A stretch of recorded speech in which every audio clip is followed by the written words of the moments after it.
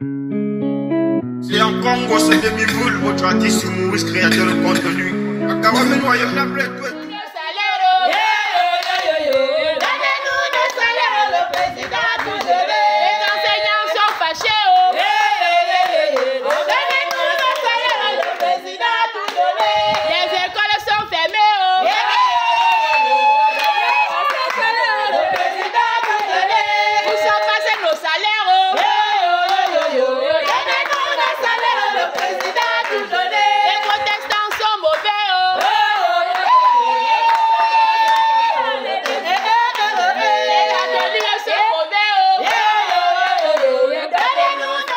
Mesdames et messieurs, bonjour, bonsoir. Voilà, vous venez de suivre cette vidéo des mamans. Je suis Ngosso Demiboul, étudiant. Je passe mon temps à dénoncer certains faits sur les réseaux sociaux lorsque je pense que ce n'est pas bon. Voilà, cette vidéo que vous voyez, ce sont des femmes qui ont décidé de se mobiliser, qui ont décidé de protester. Elles sont méprisées. Elles ont décidé de protester vu les conditions de vie qu'elles ont, les conditions de travail qu'elles ont. Je ne vais pas tirer de long là, je voulais déjà vous dire par là que ça fait des années que cette situation est perdue. Ces femmes ici sont appelées des bénévoles, c'est-à-dire des volontaires qui ont décidé d'aider. Elles ont décidé de se concentrer sur l'éducation afin d'aider le manque, afin d'aider le pays, particulièrement leur département, au niveau du manque d'enseignants. Il n'y a pas que des femmes, il y a aussi des hommes à l'intérieur.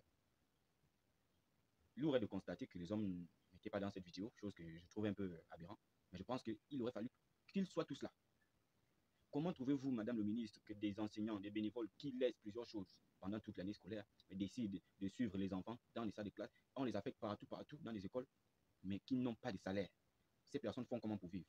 Regardez des mamans qui prennent la peine d'écrire sur une pancarte, prendre des vidéos, jusqu'à ils ont même créé un très bon son.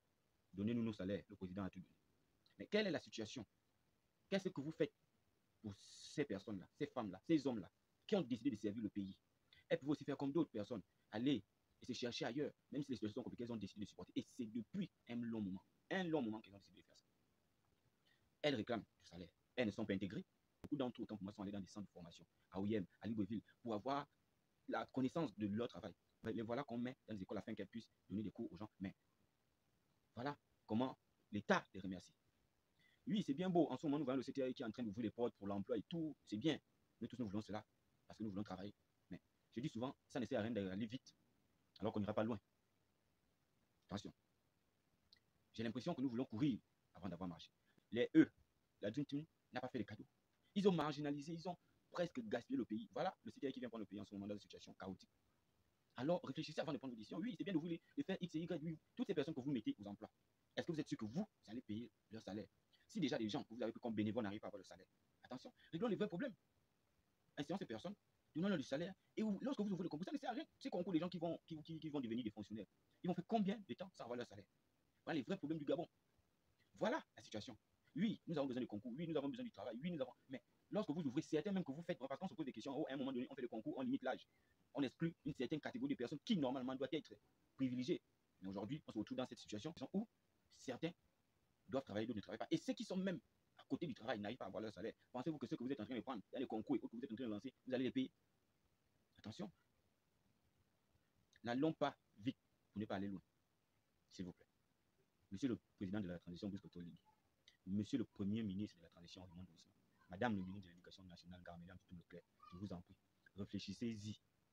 Payez ces hommes et femmes de l'Éducation nationale qui se sacrifient depuis des années pour éduquer vos enfants, pour faire en sorte que demain après demain, vos enfants puissent devenir des grandes personnalités. Vous êtes président aujourd'hui, vous êtes premier ministre aujourd'hui, vous êtes ministre de l'Éducation aujourd'hui, c'est parce que vous êtes passé par cette éducation. Et aujourd'hui, vos enseignants sont fiers de vous. Pensez-vous que si on ne payait pas vraiment bien vos enseignants, si vos enseignants passaient tout leur temps à gréver, est-ce que vous devez avoir ces connaissances que vous avez aujourd'hui qui vous permettent de devenir des personnes hautes, des grandes personnes dans ce pays? Ces enseignants qu'on néglige, ce sont eux qui ont fait en sorte que vous soyez celui que vous êtes aujourd'hui. Excellence, mesdames et messieurs, veuillez réfléchir sur cela. C'était Ngosso Demiboul, votre artiste humoriste, créateur de contenu, Mané Sambonobo, je vous remercie.